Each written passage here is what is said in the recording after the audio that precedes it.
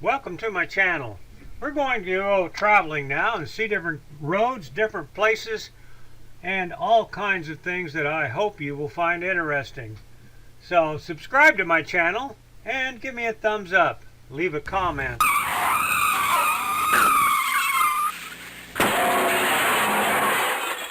Guys, as you can see, I'm back on the road again. You're not going to believe this next video.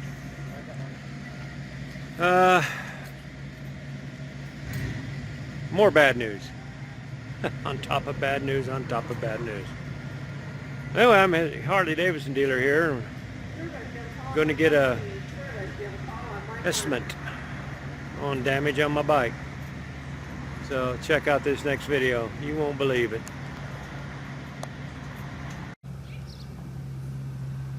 Well, as you all know, we had to come back to Sucker Flats. It was the only place we knew we could park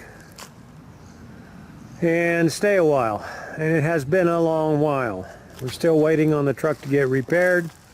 It is a computer problem.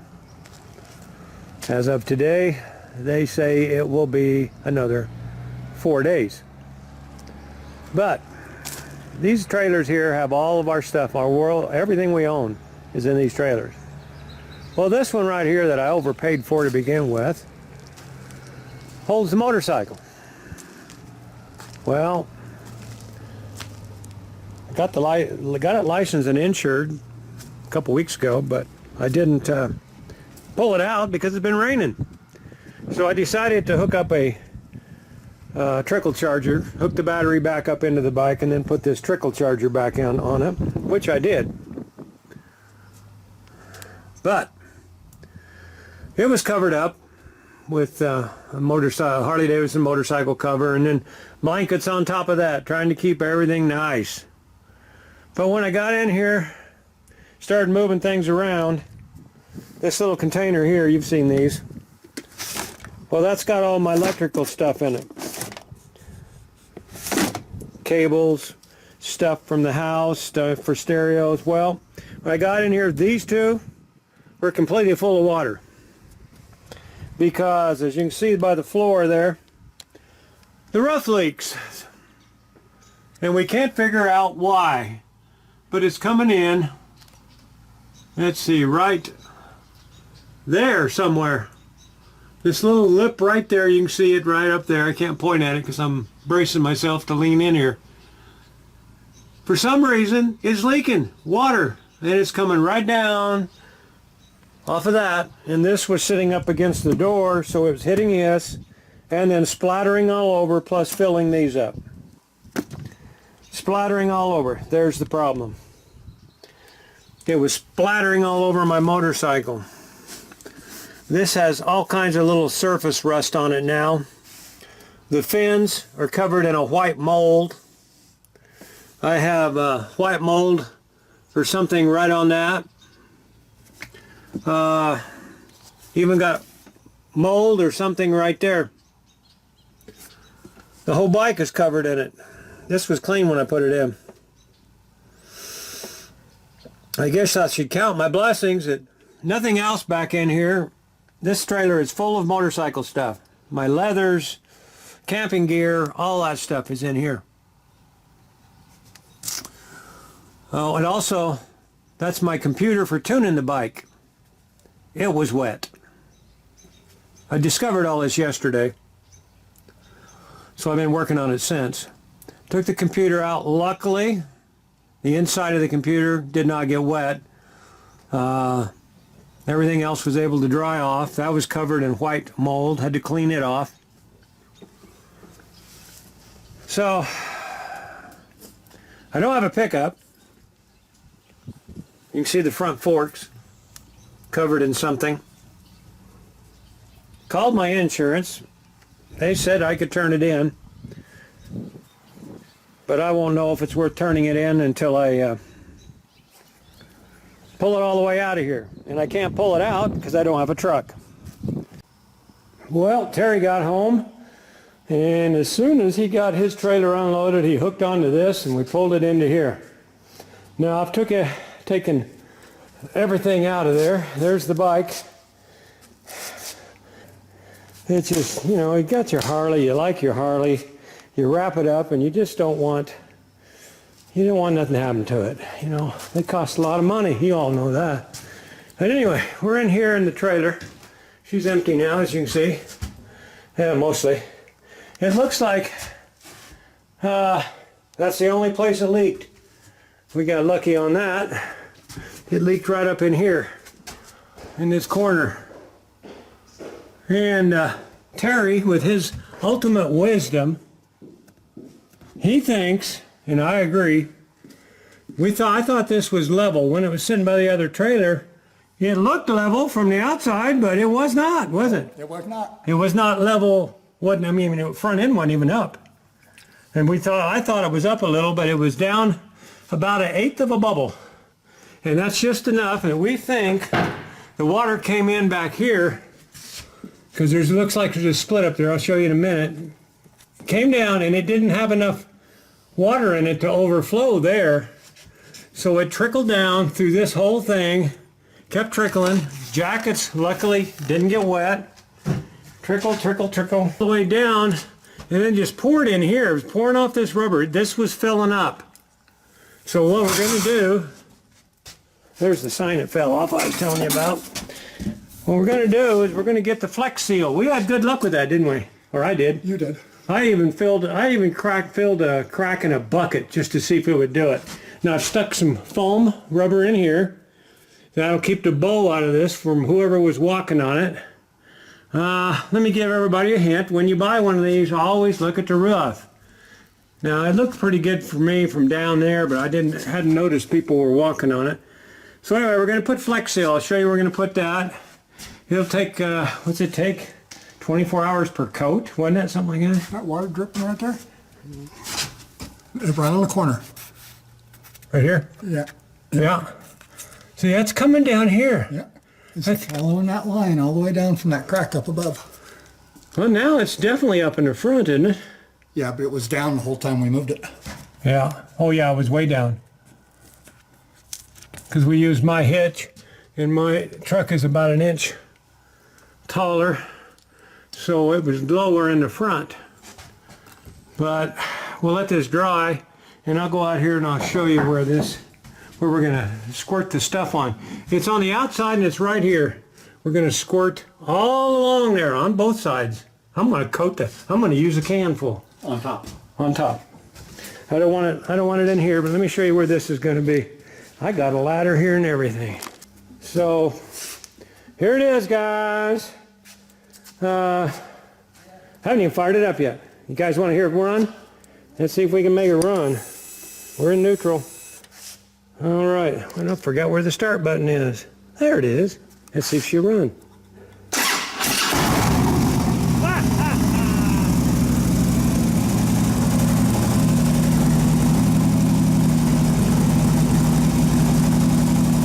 Yeah, we like that. That's the first time that's been started since September.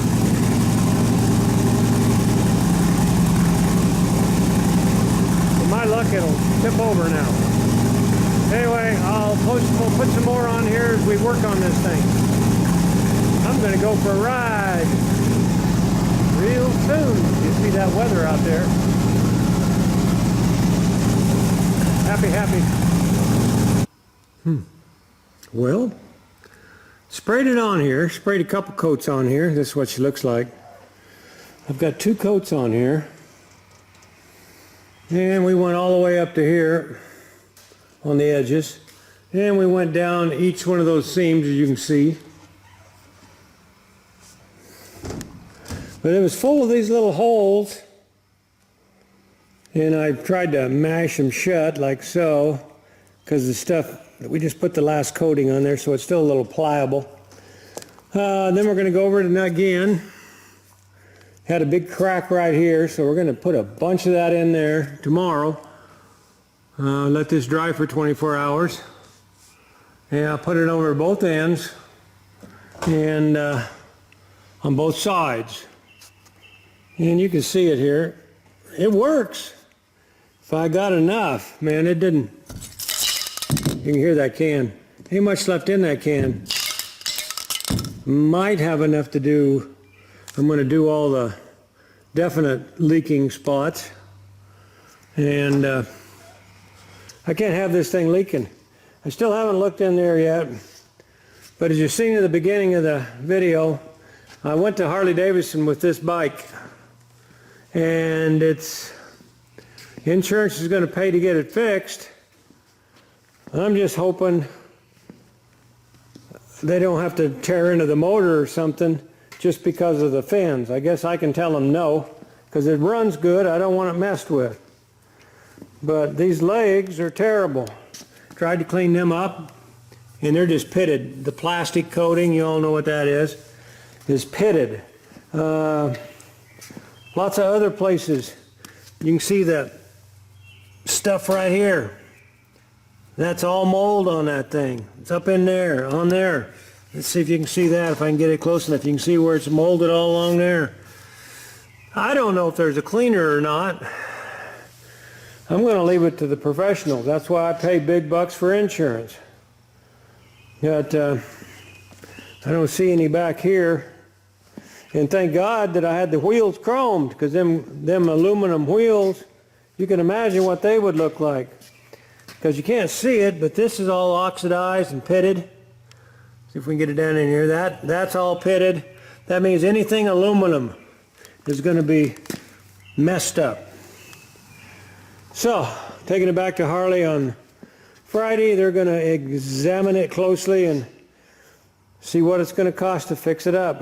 If you guys got any ideas out there, send them my way. Well, I'm back from the Harley Davidson dealership. I went over there and they said bring it over and let them check it out. Take about a half hour to look at the bike. Well, when I went back, they said, well, it's going to take 2 hours.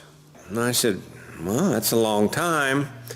And as I started to leave, I said, you guys don't charge to do estimates, do you? I just got a feeling they did. Well, they do. That's 2 hours of shop time to look at that bike to tell me if they... I don't get it. They want to charge me money to give me an estimate on how much they're going to charge me to fix my bike.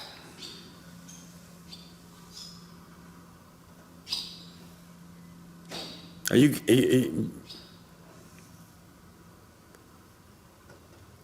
never had that happen before at a Harley Davidson dealership, but I called another Harley Davidson dealership and they do the same thing. They charge you to tell you how much they're going to charge you to fix your bike.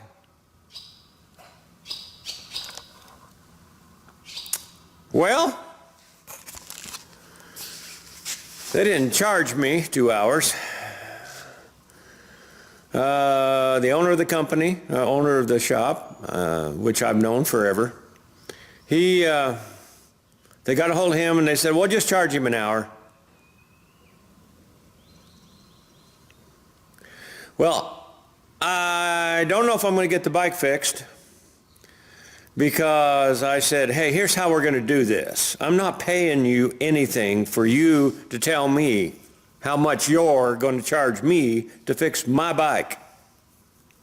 Even though the insurance said, well, we'll pay you. We'll pay for it. They said, I've never heard of that, but we'll pay it.